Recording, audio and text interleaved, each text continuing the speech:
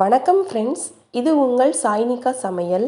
இன்றைக்கி நம்ம சாய்னிகா சமையல் என்ன பார்க்க போகிறோன்னா, ஒரு சூப்பரான சாம்பார் தாங்க. இந்த சாம்பாருக்கு பருப்பு காய்கறி எதுவுமே தேவையில்லைங்க. அவ்வளோ அருமையாக இருக்கும் இட்லி தோசைக்கு.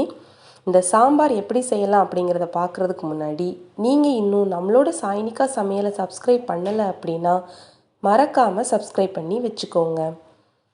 வாங்க ஃப்ரெண்ட்ஸ், வீடியோக்குள்ளே போகலாம். இப்போது இந்த சாம்பார் செய்கிறதுக்காக நான் ஒரு குக்கர் எடுத்துருக்கேங்க.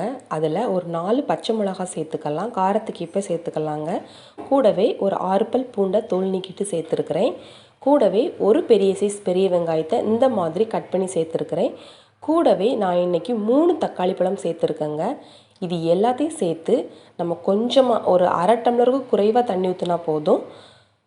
தண்ணி ஊற்றி ஒரு குக்கரோட மூடியை போட்டு நம்ம இதை மூடி வெயிட் போட்டுடலாங்க. இது கரெக்டாக ஒரு 3 விசில் வரணுங்க. 3 விசில் வரட்டும். அதுக்குள்ளே நம்ம ஒரு 1.5 ஸ்பூன் கடலை மாவை எடுத்து ஒரு பவுலில் வச்சு அதில் கொஞ்சமாக தண்ணி சேர்த்து நல்லா இதை கட்டிகள் இல்லாமல் கரைச்சி வச்சுக்கலாங்க. இந்த சாம்பார் செய்கிறதுக்கு 10 நிமிஷமே அதிகங்க. சட்டுன்னு செஞ்சு முடிச்சிடலாம். பாருங்கள், இந்த மாதிரி நல்லா கலந்து விட்டுறலாம். இப்போ குக்கரோட வெயிட்டை நம்ம எடுத்துடலாம். தக்காளி வெங்காயம் எல்லாம் நல்லா குழஞ்சிருச்சுங்க. இப்போ இதை அப்படியே நம்ம ஒரு மிக்ஸி ஜாருக்கு மாற்றிடலாம். அந்த தண்ணியை நம்ம தனியாக எடுத்து வச்சுக்கலாங்க. தண்ணி இல்லாமல் மிக்ஸி ஜாருக்கு மாற்றி நல்லா ஃபைன் பேஸ்ட்டாக அரைச்சாச்சு. இப்போ இந்த சாம்பார் செய்கிறதுக்காக நான் அடுப்பில் ஒரு பேன் வச்சுருக்கேங்க. அதில் கொஞ்சமாக ஆயில் சேர்த்துக்கலாம். ஆயில் நல்லா ஹீட் ஆனதும் 1 ஸ்பூன் கடுகு சேர்த்துக்கலாங்க. கடுகு நல்லா பொரிஞ்சதும் ஒரு 1 ஸ்பூன் சீரகம் சேர்த்துக்கலாம். கூடவே ஒரு 5-6 வெந்தயம் சேர்த்துக்கலாங்க. இந்த மாதிரி வெந்தயம் சேர்க்கும்போது வாசனை செமையாக இருக்குங்க. இப்போ ஒரு 4 பல் பூண்டை இந்த மாதிரி தோலோடி தட்டி சேர்த்துக்கலாம். கூடவே ஒரு 2 சின்ன வெங்காயத்தை நான் குட்டி குட்டியாக கட் பண்ணி வச்சுருக்கேங்க. இதையும் சேர்த்துக்கலாம். கூடவே கொஞ்சமாக கருவேப்பிலை சேர்த்துட்டு நல்லா இதை வணக்கி விட்டுறலாங்க. இந்த வெங்காயம் பூண்டோட வாசனையெல்லாம் சூப்பராக இருக்குங்க. இப்போது கொஞ்சமாக பெருங்காயத்தூள் நம்ம சேர்த்துக்கலாம். கூடவே உங்ககிட்ட சாம்பார் தூள் இருந்தால் சேர்த்துக்கலாம், இல்லைன்னா குழம்புத்தூள் கூட சேர்த்துக்கலாங்க. சேர்த்துட்டு நல்லா ஒரு டைம் கலந்து விட்டுறலாம். இப்போது நம்ம எடுத்து வச்சுருந்த தண்ணி இருக்குது பார்த்திங்களா, அதை இதில் ஆட் பண்ணிக்கலாம்.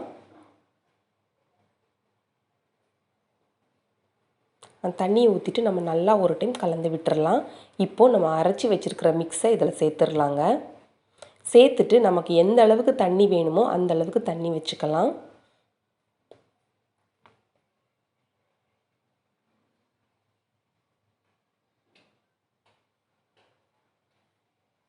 அந்த மிக்ஸி ஜாரை கழுவி அந்த தண்ணியை நான் சேர்த்துருக்கேங்க. சேர்த்துட்டு இதை ஒரு டைம் நல்லா கலந்து விட்டுறலாம்.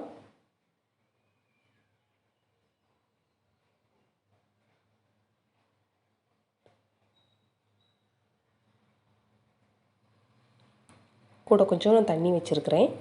இப்போ நல்லா கலந்து விட்டுறலாம். இப்போ கொஞ்சமாக மஞ்சள் தூள் சேர்த்துக்கலாங்க. சேர்த்துட்டு இன்னொரு டைம் நல்லா கலந்து விட்டுட்டு தேவைக்கேற்ப உப்பு சேர்த்துக்கலாம். இது நல்லா ஒரு கொதி வரணுங்க.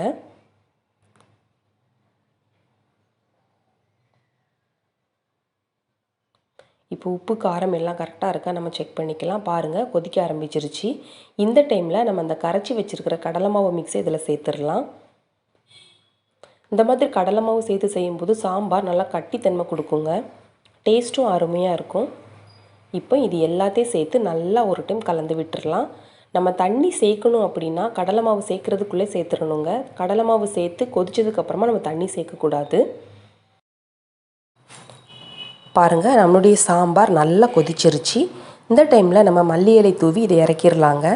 இந்த சாம்பார் பார்த்திங்கன்னா நம்ம சட்டுன்னு செஞ்சு முடிச்சிடலாங்க. வேறு எந்த பொருளும் தேவையில்லை, காய் தேவையில்லை, பருப்பு தேவையில்லை. தக்காளி வெங்காயம் பச்சை மிளகாய் இருந்தால் போதுங்க. நம்ம இந்த சாம்பாரை உடனடியாக செஞ்சு அசத்தலாம். நீங்களும் இதே மாதிரி செஞ்சு பாருங்கள். இந்த சாம்பார் பார்த்திங்கன்னா இட்லி தோசை ரெண்டுக்கும் ரொம்பவே சூப்பரான காம்பினேஷனாக இருக்குங்க. நாங்கள் இப்போ இதை தோசை கூட சாப்பிட போகிறோம். நீங்களும் இதே மாதிரி செஞ்சு பார்த்துட்டு எப்படி இருந்துச்சு அப்படின்னு கமெண்ட்ஸ் பாக்ஸில் கமெண்ட்ஸ் பண்ணுங்கள். மறக்காமல் நம்மளோட சாய்னிகா சமையலை சப்ஸ்கிரைப் பண்ணுங்கள். உங்களுக்கு இந்த வீடியோ பிடிச்சிருந்துச்சு அப்படின்னா லைக் பண்ணுங்கள், ஷேர் பண்ணுங்கள். தேங்க்ஸ் ஃபார் வாட்சிங்.